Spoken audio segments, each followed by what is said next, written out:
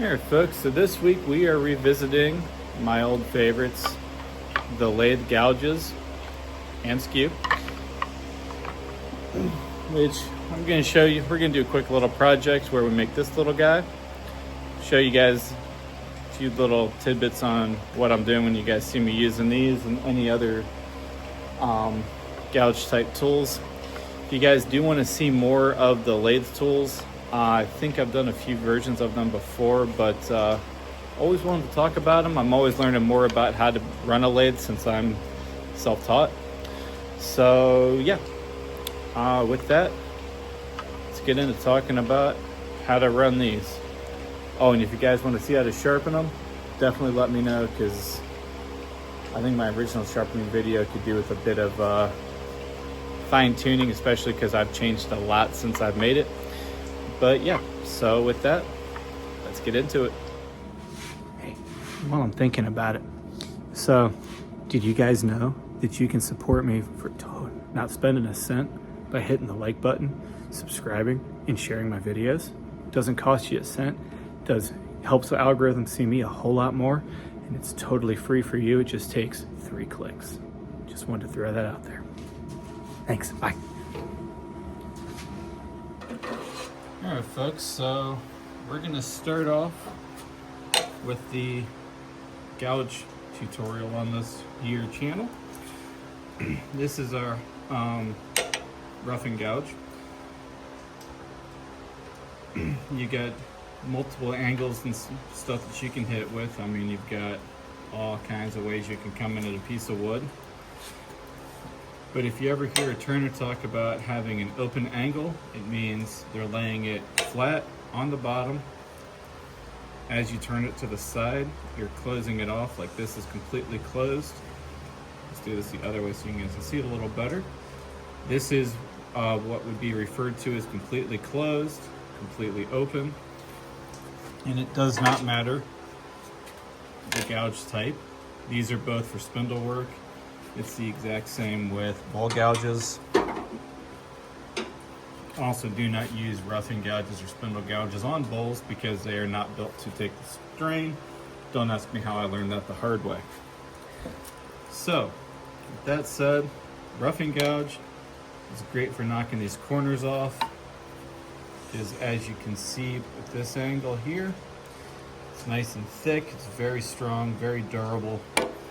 Does not have a lot of give as opposed to the spindle gouge, which, yeah, it's got a lot of beef in the bottom, but that's also for when you're coming in and hitting the angles.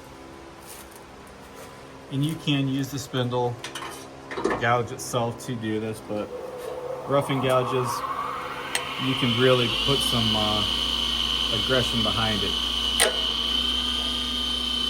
as long as your tailstock's tight.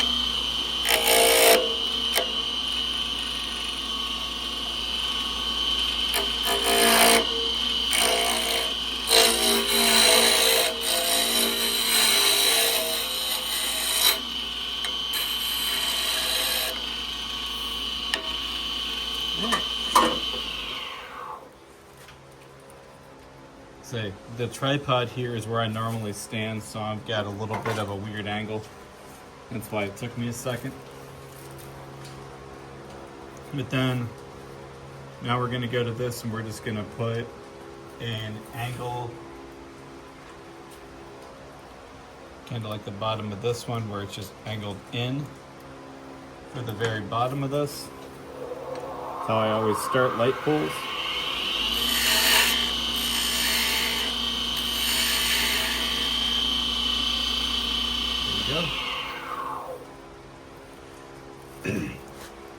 If you want to do, I forget what they call them. I know Coes is where you do like an inverse curve. I forget what they call the knobs on it, or yeah, keep your heads out of the gutter on this one, but or the bulbs, stuff like that. But I'd like to put a rounded at the top, and I like to round the bottom at the very minimum. So to get a rounded top, Pull this back a little bit. There we go. You take your tool, you start about where you want to go, rest your tool in, bring it back till it cuts, and then just, all I'm doing is rolling everything and twisting this around it simultaneously. And if you do it right, you don't get that little ring on the edge. If you do, oh, you see what I did? You just inch it over a little bit, hit the exact same way. When you get close, just pop it off. And now we want to get something similar on the bottom.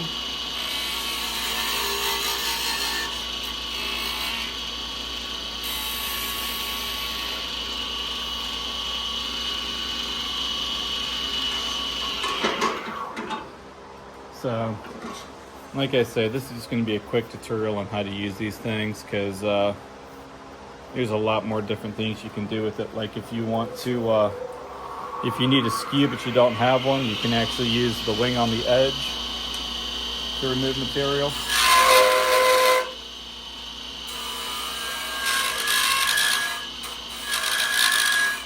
It's squealing because I'm taking a little too much off. It's been a minute since I've used this trick.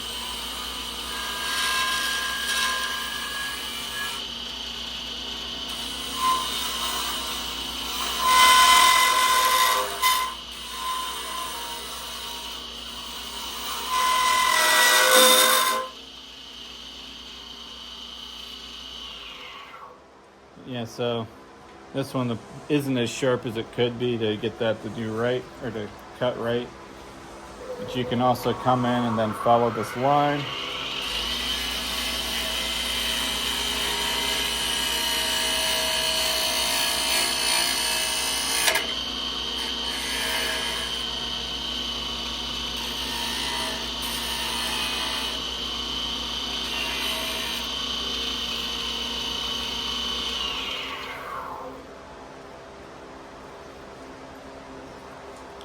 Dirty-minded people, keep your comments to yourself. This is coming out really different than I wanted it to.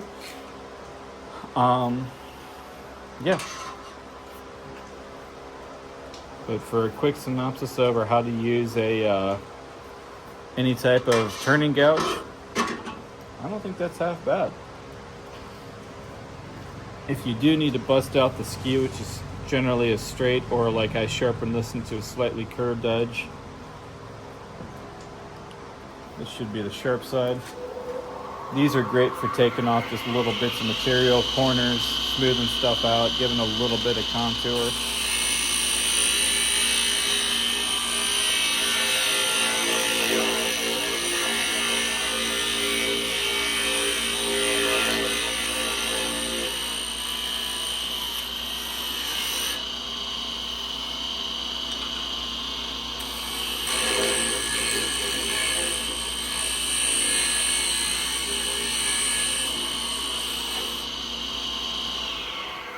Which is also why I've added the curve, so I can actually get that in there as well. Bring that, wrong button. I'm gonna bring this in a bit closer and tighter for you. But yeah, because if you want to get that curve, you can put it in. If you don't want to get a curve at all, but you still want to use this to do a straight line, I rest my little finger on the tool rest like this. Hold the straightest part of the blade, which is the front 1/4 inch, as straight as parallel as possible with the tool rest. And you just bring it straight along your target or your workpiece. I want a little bit of curve on this though, because once it's done, which at this point it just needs sanding and finish, which I'm not going to torture you guys with. You put the chain through the bottom. Should be a hole through there if it. Yeah. But yeah, then you'd be hanging there, and you can just with your lights. This is what I do with pieces of pen blank that isn't long enough to do anything else with. So I got a bunch more that are ready to rock and roll. And I just realized I haven't done anything with the lathe in a while. And thought it might be fun to go back to for you guys as well. Let me know if you guys want me to start doing live streams and stuff as well. And yeah. So I am working on some more carving ideas as well, but in the meantime, comments, questions, concerns, throw them below. Man, that's all I got for you for today. We'll see y'all Friday. Cat in the hat, that be that. Be safe in the shop. Keep making. Have a good one, folks.